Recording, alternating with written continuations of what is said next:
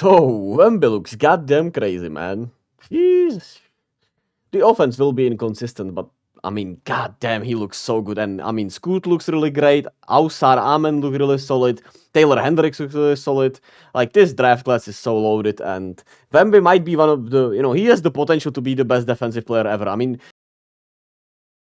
much better. I think his time playing is. He puts in a lot of effort in his positions. We're going to talk to Mike Dunleavy in the second quarter about the Warrior offseason, building his team. And again, Wembanyama's got 3 blocks already. Andrew Wiggins threw everything he could at Wembanyama. Couldn't shake him. And then he lasers the 3. Oh, man. He's done. He was out there just at the perimeter defending like it's nothing. And that literally takes away, like, 90% of the offense. Like, it's insane, man. He is so good. Nonetheless, the Warriors took their first loss in the preseason of the year, trying out more stuff. The starters went out early in the third quarter. And yeah, I guess their true rehearsal was that game against the Kings. And they were trying to feed Klay early on in this match, as he has been kind of the odd man out with a great preseason, as everyone has had, most of the squad has had a really solid preseason, I would say. And Klay has been one of the players that has not been shooting it well, has not looked as comfortable as you would want him to be. So it felt like he was going to get going. It felt like this was going to be his game, the Klay preseason game, and he got called fairly early. So hopefully it's just one of his slower starts, which we were used to before his Achilles injury. He always had slow starts. So I believe in Klay no matter what. And hey, he'll be scorching hot against Phoenix, let me tell you. Overall, nasty matchup with the Spurs, man. Jeremy Sohan playing point is crazy. The size difference has been insane. It's hard to truly judge the defensive stuff because, well, Draymond is not playing, and he did not play the whole preseason, right? Which is worrisome from the point of view that without him, the defense is half at best. Like, Draymond is the heart and soul of the defense. He is the communicator. They need to be better at communicating without him. I truly don't know why that has not been a little better, but without him, you just don't have enough size, don't have enough defense overall. And that will be one of those things that Chris Paul will start off the bench for some games against bigger teams, I would say. And that's what I would do at least. And we will have Klay, Wiggins, Draymond, Looney, and Steph starting. And against some of the smaller teams where you want to go crazy, like against maybe Sacramento even, you can start Chris Paul and have Looney off the bench, even though, like I said, I would love Looney on Sabonis. But maybe against them it could work. Maybe against, I don't know, who could be really small and fast. I think against Portland you could make it work, even though Ayton is a good big man. I think against him you could make it work with Draymond on him and Wiggins guarding Jeremy Grant or whoever they put at the 4. And we'll see what that goes there. That will be game-to-game thing overall, I would say, as I'll be making video about the regular season rotation and what I think will happen and how I'm getting into Steve Kerr's mind and shit. Nonetheless, without Draymond, it's hard to assess. The communication has to be better, but it's really a half measuring stick without Draymond in there. Let me go with the positives, preseason positives here. Vibes have been goddamn immaculate all preseason long, which is great. Draymond did not punch anyone, which is even better. Huge round of applause for him. We need to celebrate the little things no matter what. Chris Paul has been looking solid. Obviously a little older, but it feels like he has a little bit of a different gear he can get to for a bit.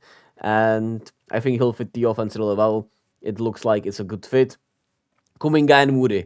Talking about them every preseason game. They both have been looking great. Moody, to my liking, has not gotten enough playing time, and he should be playing the 2 guard in some of these lineups instead of Corey Joseph and Brandon Podziemski. But I understand Kerr wanting to get a look at these guys, especially Corey Joseph, as he was injured for the first 2 games, so it makes sense that he got some playing time more.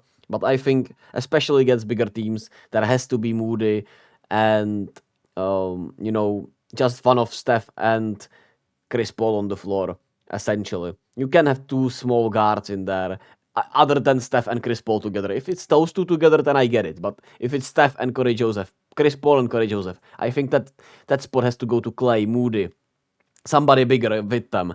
in there. We have enough size, I would say, and I think Kuminga could play the small forward position now with his improved 3-point shooting. He could mesh well with, like, imagine a lineup.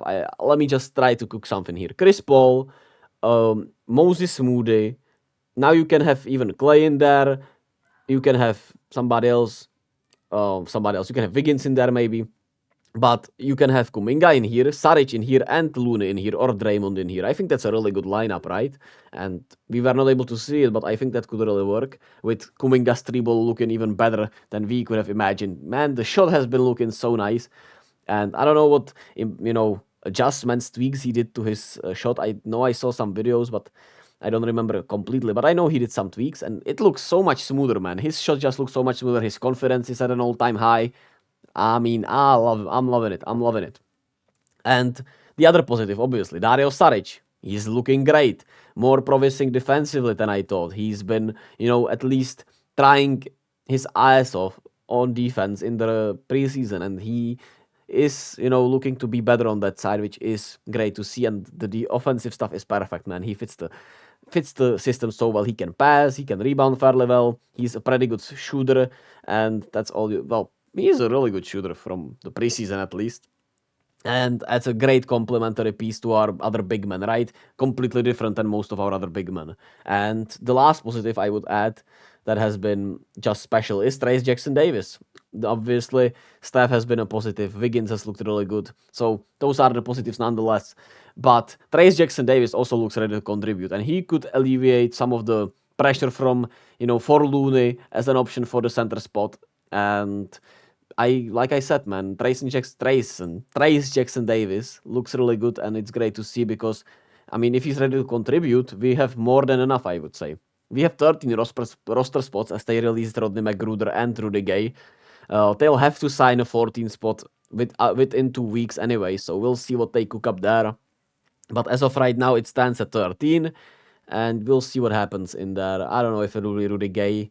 Rodney McGruder didn't look great today. He was kind of all over the place and shooting that stuff way too much since he was just wanting to hoop after the concussion, so it makes sense. And shout out to the Spurs. Their games might be must watch, man. I'll do a tier list on that before the season starts. And yeah, that's it.